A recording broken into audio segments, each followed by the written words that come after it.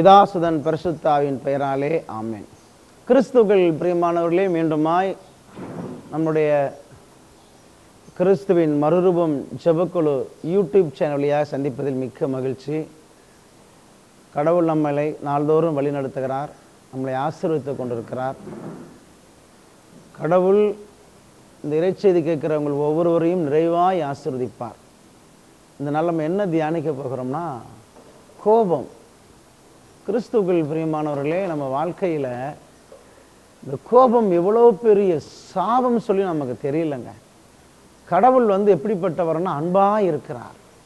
அவருடைய மக்களாகிய நம்மளும் அன்பாக தான் இருக்கணும். கடவுள் முதல்ல ஒரு கண்டித்த ஒரு பாவம் என்னன்னா பாருங்கள், தொடக்க நூல் புஸ்தகத்தில் தொடக்க நூல் 4வது அதிகாரத்தில் 6-7 வார்த்தை பாருங்கள், நான் படிக்கிறேன், கவனமாக கேளுங்க.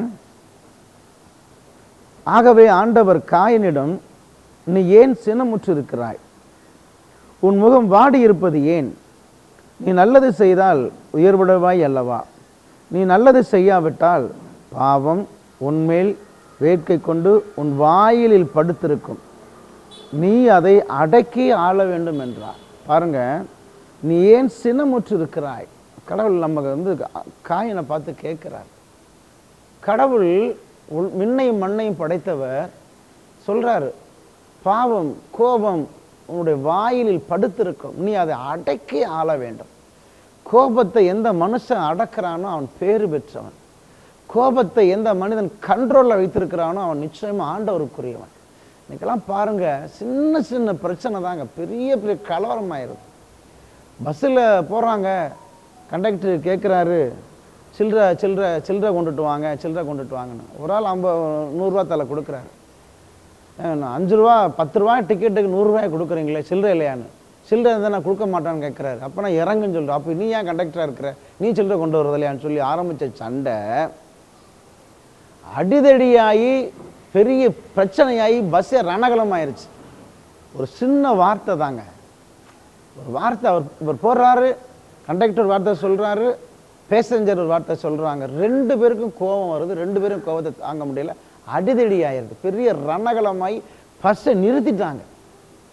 காரணம் கோபம். அப்போ ஆண்டவர் சொல்லுகிறார் காயனை பார்த்து, நீ ஏன் சினமுற்று இருக்கிறாய்? இன்னைக்கு இந்த இறை செய்தி கேட்குற நம்ம ஒவ்வொருவரையும் பார்த்து ஆண்டவர் கேட்குற வார்த்தை இது. காயினை மட்டும் பார்த்து ஆண்டவர் கேட்கவே இல்லைங்க. இந்த பூமியில் கோப உள்ளத்தோடு இருக்கிற ஒவ்வொரு மனுஷனையும் பார்த்து ஆண்டவர் கேட்கிறார், ஏன் சினமுற்று இருக்கிறாய்? நீ கோபத்தை அடக்கி ஆள வேண்டும். பாவம், அந்த கோபம் உன்னுடைய வாயில தான் இருக்கும், நீ அதை அடக்கி ஆள வேண்டும். எனவே இந்த இறைச்செய்தி கேட்குற நம்ம எல்லாருமே கோபத்தை அடக்கணுங்க. கோபத்தை அடக்குகிறவன் தாங்க கடவுளுக்கு பிரியமானவன். கடவுளுக்கு ரொம்ப பிரியமானவங்க யாருன்னா கோபத்தை அடக்கிறவங்க தான். பாருங்க, இன்னொரு வார்த்தை பாருங்க, தொடக்க நூல் 49ஆம் அதிகாரம் 7வது வார்த்தை. கடவுள் நமக்கு எச்சரிக்கை கொடுக்குற ஒரு வார்த்தை. அந்த வார்த்தை பாருங்க, நான் படிக்கிறேன், நீங்கள் கேளுங்க. 49:7 தொடக்க நூலில், அவர்களது கடுமையான சினம் சபிக்கப்படும், அவர்களது கொடுமையான கோபம் சபிக்கப்படும். அவர்களை யாக்கோபின் என்று பிரிந்து போக செய்வேன், அவர்களை இஸ்ரேல் என்று சிதறடிப்பேன். பாருங்க, சிமியோன் லேவி என்னும் இருவருக்கு யாக்கோபு தன்னுடைய அத்தனை பிள்ளைகளுக்கும் ஆசீர்வாதம் கொடுத்து கொண்டே வருகிறார். ஆனால் சிமியோனுக்கும் லேபிக்கும் அவர்கள் செய்த ஒரு பாவத்தின் பொருட்டு தீனாவை அந்த செகேம் சொல்லி அந்த மனிதன் கொண்டுட்டு போயிட்டான், கடத்தி கொண்டுட்டு போய் திருமணம் செஞ்சுக்கிட்டான். அப்பொழுது சிமியோனும் லேவியும் என்ன செய்கிறாங்க, போய் தந்திரமாக போய் அவங்களெல்லாம் வெட்டி வீழ்த்தி எல்லாம் ரொம்ப அடித்து நொறுக்கிட்டாங்க. அதை பார்த்த யாக்கோபு, இது நடந்தது எப்போவோ நடந்துச்சு, ஆனால் யாக்கோபு சாபத்தை எப்போ கொடுக்குறாருன்னு அவருடைய மரண தருவாயில் கொடுக்குறார். என்றோ அவர்கள் கோபப்பட்டார்கள், ஆனால் அந்த கோபத்தின் விளைவு பல ஆண்டுகள் கழித்து சாகும்போது சொல்லுகிறார், அவர்களது சிமியோன் லேவி இவர்களது கொடுமையான கோபம் சபிக்கப்படும், அவர்களது கடுமையான சினம் தண்டிக்கப்படும் சொல்றார். அதனால் அந்த இறை செய்தியை கேட்குற நம்ம தயவு செய்து கோபத்தோடு இருந்தோம்னா என் வாழ்வில் ஆசீர்வாதத்தை நான் இழந்து விடுவேன். கோபம் சாபத்தை கொண்டு வரும். அதனால தான் நிறைய வாக்குத்தத்தங்கள்லாம் சொல்லுவாங்க. கடவுள் எனக்கு அந்த வாக்குத்தத்தம் கொடுத்தார், இந்த வாக்குத்தத்தம் கொடுத்தார், இன்னும் நடக்கவே இல்லை. ஏன் நடக்கலைன்னா, கோபம் இருக்கிற இடத்துல எப்படி வாக்குத்தத்தம் நடக்கும்?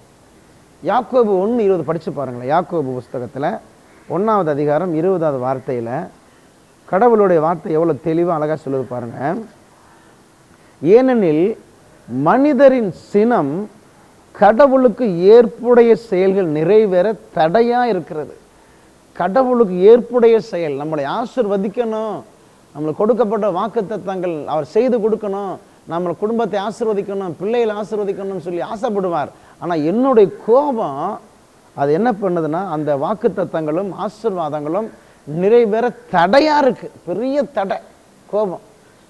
இந்த ஆசீர்வாதம் ஒரு மனுஷனுக்குள்ள நுழைவதற்கு, ஒரு குடும்பத்தை ஆசீர்வதிப்பதற்கு கோபம் தாங்க பெரிய தடை.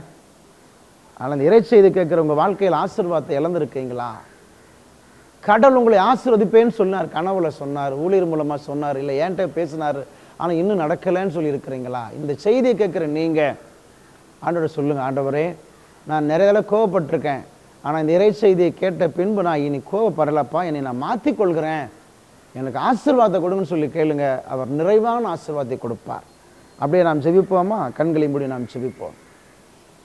மகா சாந்தமான உயிருள்ள இயேசு கிறிஸ்துவே, இந்த சமூகத்தில் இந்த இறை செய்தி கேட்குறவங்க எல்லாரையும் ஒப்பு கொடுக்குறோம் அப்பா. அநேக தடவை நாங்கள் கோவப்பட்டு பொது இடங்களில், குடும்பத்தில், எங்களுடைய பணி வாழ்க்கை மத்தியில் எத்தனையோ தடவை கோவப்பட்டு உண்மையை நாங்கள் காயப்படுத்தியிருக்கிறோம்.